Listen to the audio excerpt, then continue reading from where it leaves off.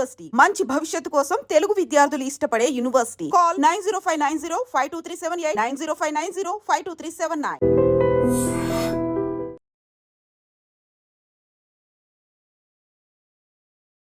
భారత్ పాకిస్తాన్ దేశాల మధ్య ఇప్పుడు గురువారం రాత్రి నుంచి కూడా యుద్ధం కొనసాగుతున్నటువంటి పరిస్థితి. పాక్ భారతదేశ సరిహద్దు నగరాలపై అయితే దాడులకు ఇంకా కూడా పాల్పడుతోంది.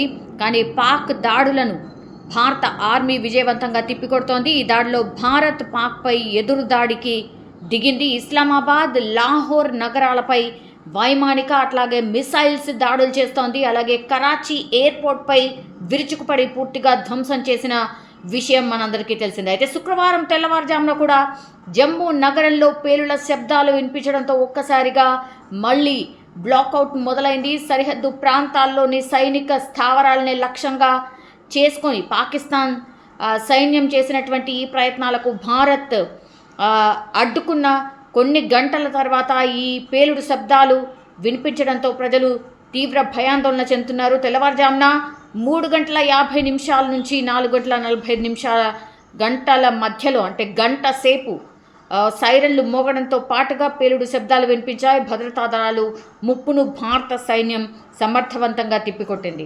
దీంతో స్థానికులైతే కాస్త ఊపిరి తీసుకున్న సిచ్యువేషనే కనిపిస్తోంది. ఇంకోవైపు భారత ఆర్మీ పాకిస్తాన్ ఉగ్రవాదుల స్థావరాలపై మెరుపు దాడి చేసి దాదాపు 100 మంది ఉగ్రవాదుల్ని చంపేసింది.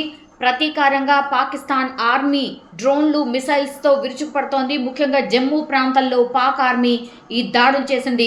ముందస్తుగానే ఆర్మీ, స్థానిక పోలీసులు ప్రజలను సురక్షిత ప్రాంతాలకైతే తరలించిన పరిస్థితి. రాత్రి మొత్తం ఈ దాడులు కొనసాగితే భారత ఆర్మీ ధీటుగా ఎదుర్కోవడమే కాకుండా ధీటైన సమాధానం కూడా ఇస్తూ వస్తోంది. నిన్న రాత్రి పాకిస్తాన్ డ్రోన్ దాడి విఫలమైన తర్వాత పరిస్థితిని సమీక్షించడానికి ప్రస్తుతం అయితే జమ్మూ కాశ్మీర్ ముఖ్యమంత్రి ఉమర్ అబ్దుల్లా తెల్లవారుజామున జమ్మూకు బయలుదేరారు. జమ్మూ నగరం డివిజన్లోని ఇతర ప్రాంతాలపై కూడా నిన్న రాత్రి పాకిస్తాన్ డ్రోన్ దాడి చేసిన వాటన్నిటిని కూడా విఫలం చేసింది మన ఆర్మీ.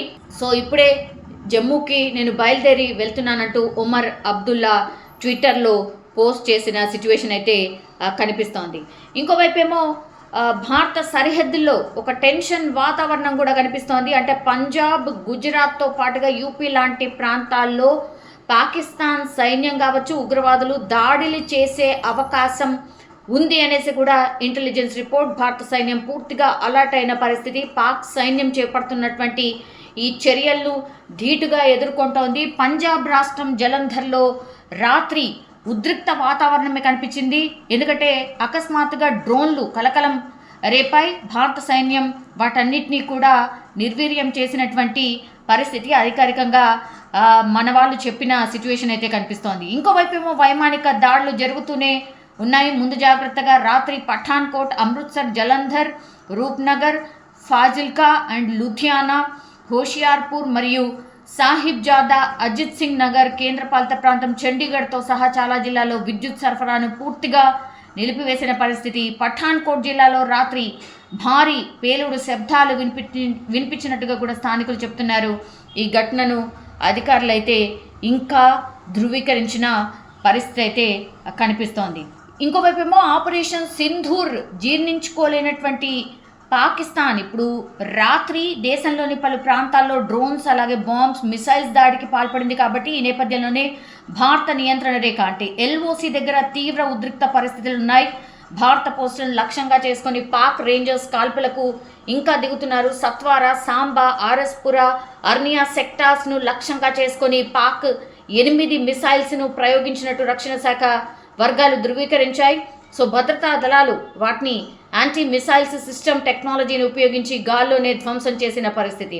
సో శుక్రవారం తెల్లవారుజామున జమ్మూ కాశ్మీర్లోని సాంబా జిల్లాలో భారత్లోకి అక్రమంగా వచ్చేందుకు ప్రయత్నించినటువంటి ఉగ్రవాదులు ఎవరైతే ఉన్నారో వాళ్ళందరినీ కూడా బీఎస్ఎఫ్ దళాలు కాల్పులు జరిపాయి. ఆ కాల్పుల్లో మొత్తం 7 ఉగ్రవాదులు అక్కడికక్కడే చనిపోయిన పరిస్థితి. సరిహద్దులో పాకిస్తాన్ డ్రోన్లతో దాడులకు పాల్పడిందన్న భారత ఆర్మీ అధికారికంగా ధృవీకరించింది. జమ్మూ కాశ్మీర్ నియంత్రణ రేఖ వెంబడి అయితే కాల్పుల విరమణ ఉల్లంఘించిందని సోషల్ మీడియా ప్లాట్ఫామ్ ద్వారా కూడా పూర్తిగా స్పష్టం చేసిన పరిస్థితి. పాక్ మిసైల్స్ డ్రోన్లను భారత ఆర్మీ పూర్తిగా ధ్వంసమైతే చేసింది.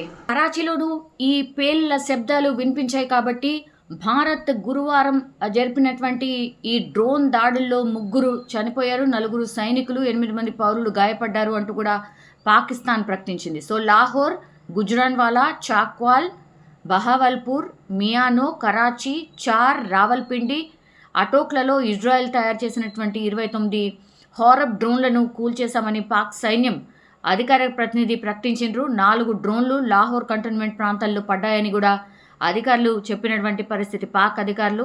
So drone Rawalpindi cricket stadium దిశగా వచ్చిందని విదేశాంగ శాఖ మంత్రి కూడా వెల్లడించారు. సో ఇస్లామాబాద్లో ఎటువంటి డ్రోన్ దాడులు జరగలేదని అక్కడ ఉన్నటువంటి డిప్యూటీ కమిషనర్ నవాజ్ తెలియజేశారు. ఉద్యోగులంతా షెల్టర్లో ఉండాలని లాహోర్లోని అమెరికా కాన్సులేట్ సూచించినట్టుగా చెప్తున్నారు. సురక్షిత ప్రాంతాలకు వెళ్లాలని కూడా తమ పౌరులకు సూచించినట్టుగా కూడా చెప్తున్న సిచ్యువేషన్ అయితే కనిపిస్తోంది.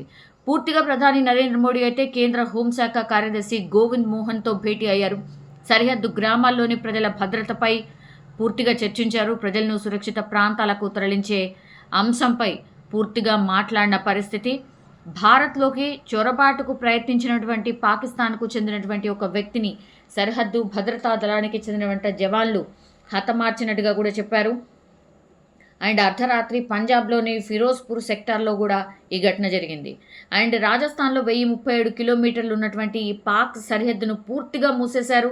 ఎవరైనా సరిహద్దుల వద్ద అనుమానాస్పదంగా కనిపిస్తే కూడా కాల్చివేసేలా కూడా ఉత్తర్వులు జారీ చేసిన పరిస్థితి.